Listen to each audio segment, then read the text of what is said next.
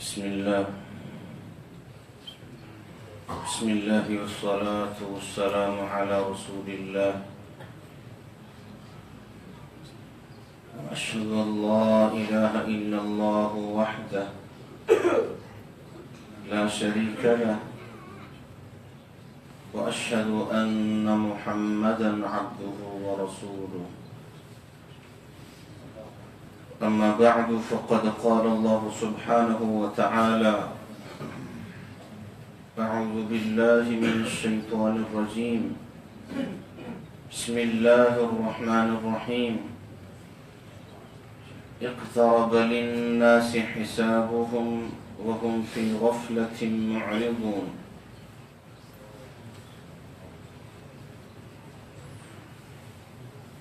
لائق صد احترام بزرگوں، نوجوان بھائیوں، یہ دنیا دار فانی ہے۔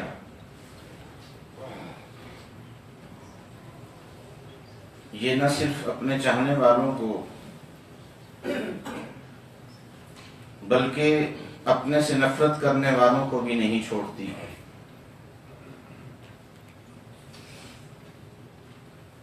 اس میں جو بھی آیا ہے وہ بڑا مختصر سا وقت لے کے آیا ہے، اور وہ اس کا وقت کھیل کود کے لیے، سونے کے لیے نہیں ہے، اس کا وقت تیاری کے لیے ہے۔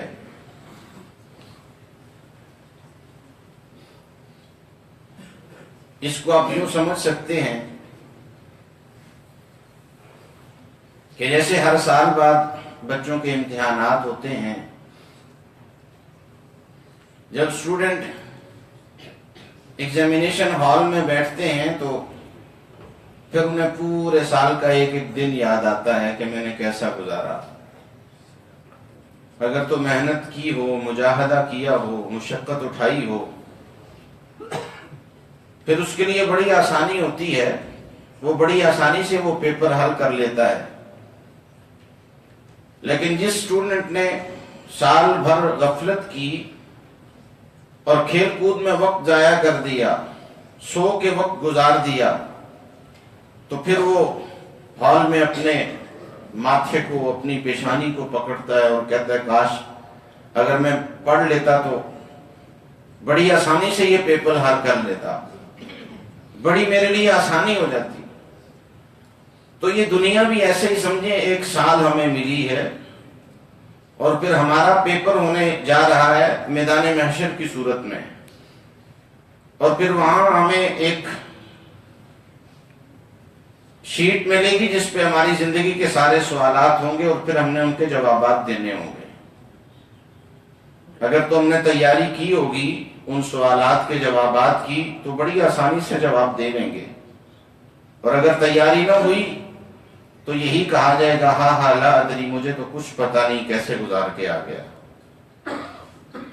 تو اس لیے میرے بھائیوں، جب ہمارا مقصد ہی دنیا نہیں ہے، بحیثیت مومن اور مسلمان ہمارا ٹارگٹ ہی یہ نہیں ہے، ہماری ترجیحات ہی دنیا نہیں ہے، تو پھر ہمیں کچھ کرنا ہوگا اس دن کے لیے، جس دن کے حوالے سے اللہ رب العزت کا قرآن کہتا ہے تعرج الملائکۃ والروح الیہ فی یوم کان مقدارہ 50,000 سنہ،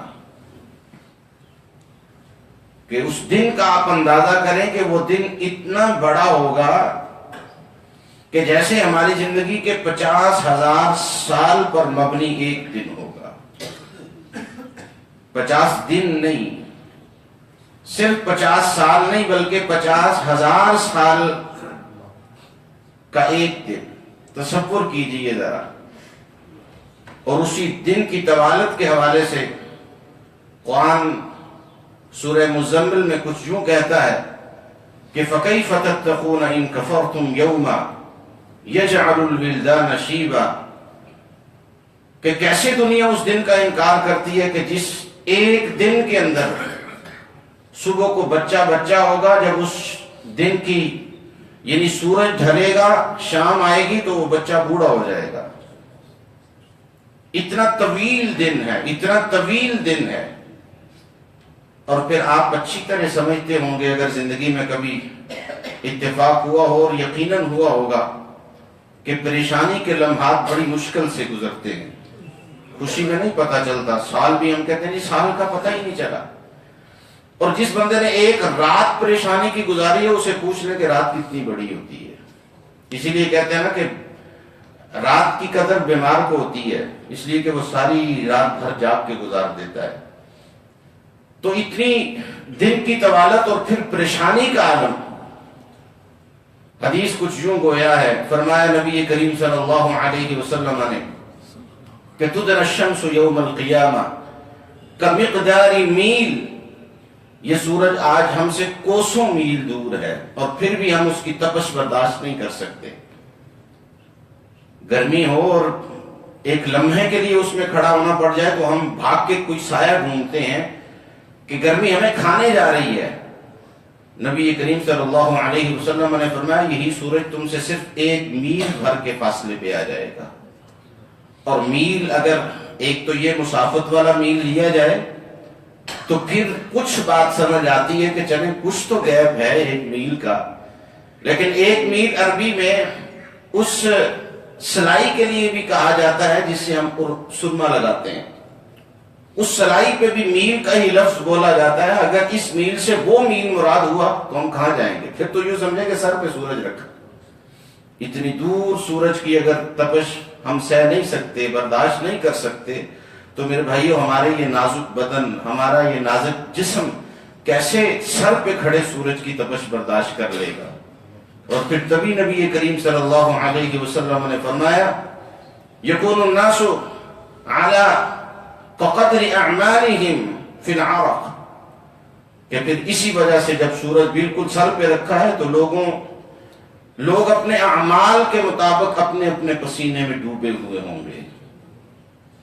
فمنهم من يكون الى كعبي ومنهم من يكون الى ركبتي ومنهم من يكون الى حقوي.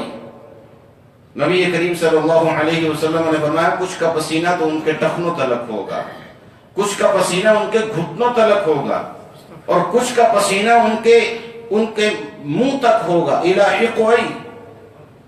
اور فرمایا کہ وَمِنْهُمْ مَنْ يُلْجِمُهُ إِلَيْهِ إِلْجَامًا وَأَشَارَ رسول اللہ صلی اللہ علیہ وسلم بِيَدِهِ إِلَى فِيهِ. کہ کچھ تو ایسے ہوں گے کہ جو نبی کریم صلی اللہ علیہ وسلم نے فرمایا کہ وہ پسینہ جو ہے ان کے منہ کے اندر، یعنی اتنے پسینے میں ڈوبے ہوں گے کہ وہ پسینہ ان کے منہ میں جا رہا ہوگا، تیر رہے ہوں گے پسینے میں. یہ وہ کٹھن دن ہے، وہ مشکل دن ہے جسے شاید آج ہم بھلا چکے، شاید آج ہم اسے بھول گئے کہ وہ دن بھی پتہ نہیں دیکھنا بھی ہے کہ نہیں. کوئی دو رائے نہیں ہے. آپشن ہوتا تو شاید ہم اتنی سستی برتتے. آپشن نہیں ہے. ہم میں سے ہر ایک نے وہ دن دیکھنا ہے. اس دن میں انبیاء کی بھی حالت یہی ہوگی کہ وہ بھی کہہ رہے ہوں گے رب نفسی رب نفسی، اے اللہ آج مجھے کسی کی فکر نہیں ہے، میں کسی طرح بچ جاؤں. انبیاء کی حالت یہ ہوگی تو عام لوگوں کا کیا ہوگا؟ خوش نصیب ایسے ضرور ہوں گے کہ جن پر اب اللہ اپنی مہربانی خاص فرما کے جس دن کوئی سایہ نہیں ہوگا، اللہ رب العزت انہیں اپنے عرش کا سایہ نصیب فرمائیں گے. کوئی سایہ نہیں. آپ کسی صحرا میں کھڑے ہوں اور جون جولائی کا موسم ہو، جہاں آپ کو دور دور تک کوئی درخت نہ نظر آ رہا ہو، گرمی آپ کو ستا رہی ہو، تو اس وقت آپ کو سائے کی قدر ہوگی. بے شک ایک خاردار جھاڑی کا سایہ آپ کو کیوں نہ میسر آ جائے، آپ سمجھیں گے یہی میرے لیے سونا ہے، کچھ تو میں دھوپ سے بچ پاؤں گا. ایسے میں جب کوئی بھی، نبی کریم صلی اللہ علیہ وسلم نے یوم لا ظل الا ظلہ، کہ اس دن سوائے اللہ کے عرش کے سائے کے کوئی دوسرا سایہ نہیں ہوگا، صرف اللہ کے عرش کا سایہ ہوگا. کن خوش نصیبوں کو ملے گا؟ صرف ایک ترتیب سے میں چند اشخاص، وقت کی قلت اور نزاکت میرے سامنے ہے تو میں بیان کر دیتا ہوں. کوشش یہ ہونی چاہیے کہ ایک نہ ایک خوبی اپنے اندر ضرور اتم درجے کی پیدا کریں کہ ہم بھی اس سائے کے مستحق ٹھہریں، ہم بھی اس سائے میں، یعنی ہمارا نصیب بھی اتنا اچھا ہو جائے کہ ہمیں بھی وہ سایہ میسر آ جائے. نبی کریم صلی اللہ علیہ وسلم نے فرمایا الامام العادل، پہلے نمبر پر عادل حکمران، چاہے وہ کسی ملک کا ہو، چاہے وہ کسی صوبے کا ہو، چاہے وہ کسی ضلع کا ہو، یا چاہے وہ اپنی گھر کی چار دیواری کے اندر کا حاکم ہو، اگر وہ منصف ہے، انصاف پر مبنی فیصلے کرتا ہے، تو فرمایا کہ اس کو اللہ رب العزت اپنے عرش کے سائے تلے جگہ عنایت فرمائیں گے۔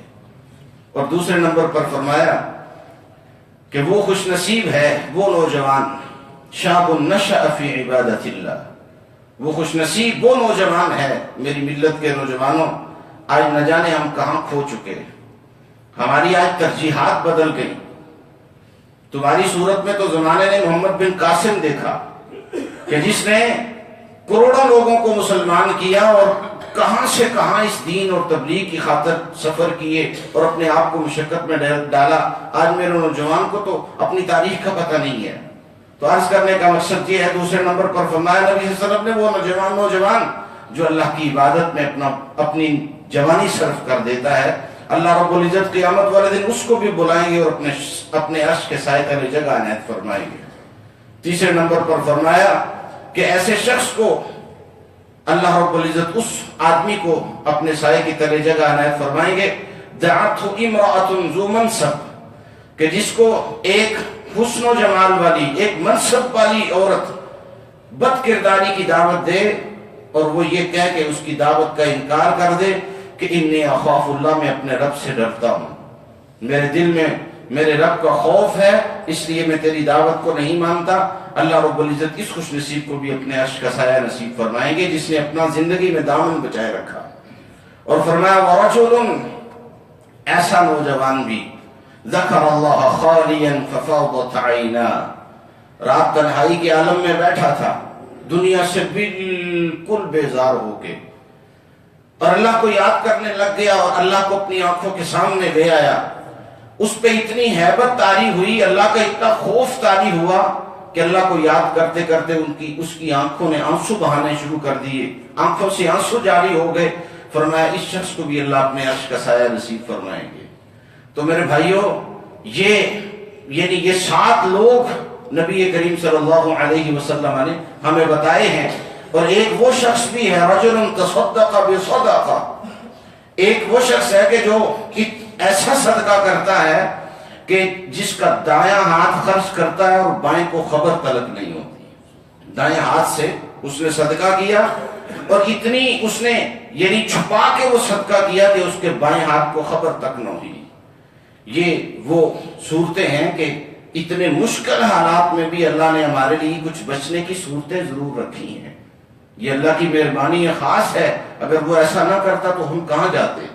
اللہ نے صورتیں ضرور رکھی ہیں کہ ہم اپنا بچاؤ کر سکتے ہیں، اس گرمی سے بھی، اس پسینے سے بچا جا سکتا ہے، اس پریشانی سے بچا جا سکتا ہے۔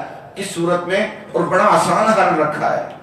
مشکل یہ چیزیں مشکل نہیں، بڑا آسان حل میرے اللہ رب العزت نے ہمارے لیے رکھا ہے کہ ہم یہ مختصر سے اعمال اپنی زندگیوں میں بجا لائیں، اپنی زندگیوں میں ان پر عمل پیرا ہو جائیں، تو میرے بھائی اس دن کی پریشانی سے ہم بچ سکتے ہیں، ہم اس دن کی اتنی سختی سے اپنے آپ کو بچا سکتے ہیں۔ یہ مختصر سی زندگی ہے، پتہ نہیں اس کی کب شام ہو جائے۔ یہ سورج ڈھلنے والا ہے، رات سونے والا، اسے کوئی امید نہیں ہے کہ میں صبح اٹھ پاؤں گا کہ نہیں۔ دن جاگنے والا، اسے کوئی پتہ نہیں میں رات کو سو سکوں گا نہیں۔ اور پھر آج کل جس طرح کے حالات ہیں، ماں اپنے بچے کو تیار کر کے اسکول بھیجتی ہے تو میرے بھائیوں واپس اس کی لاش کفن میں ڈھانپی ہوئی گھر پہنچتی ہے۔ ایک مزدور مزدوری کرنے بازار جاتا ہے تو واپس اس کا جنازہ آتا ہے۔ ایسے حالات میں جب ہمیں زندگی پر بالکل کوئی بھروسہ نہیں رہا تو تیاری کی ضرورت ہے۔ کل کی پریشانی سے آج پریشان ہونے تو شاید ہمارے لیے بہتر ہو۔ اللہ ہمیں عمل کی توفیق نصیب فرمائے اور اللہ ہماری اخروی منزل آسان فرمائے۔ دعا فرمائے اللہ رب العزت ہم تمام کی پریشانیاں دور فرمائے۔ یا رب لک الحمد کما ينبغي لجلال وجهك ولعظیم سلطانك۔ اللهم انا نسألك يا الله بأنك الواحد الأحد الصمد الذي لم يلد ولم يولد ولم يكن له كفوا أحد أن تغفر لنا ذنوبنا إنك أنت الغفور الرحيم۔ ربنا آتنا في الدنيا حسنة وفي الآخرة حسنة وقنا عذاب النار۔ اللهم ارحم على أحوالنا ولا تنظر إلى سوء أعمالنا اللهم إنك عفو تحب العفو فاعف عنا. اللهم لا تقتلنا بغضبك ولا تهلكنا بعذابك وعافنا قبل ذلك. اللهم إنا نعوذ بك من جهد البلاء ودرك الشقاء وسوء القضاء وشماتة الأعداء. لا إله إلا أنت سبحانك إنا كنا من الظالمين. اللهم إنا نعوذ بك من عذاب القبر ونعوذ بك من عذاب جهنم ونعوذ بك من فتنة المسيح الدجال ونعوذ بك من فتنة المحيا والممات. اللهم إنا نعوذ بك من المأثم والمغرم. ربنا تقبل منا إنك أنت السميع العليم وتب علينا إنك أنت التواب الرحيم. وصل اللهم على نبينا محمد وآله وصحبه أجمعين برحمتك يا أرحم الراحمين.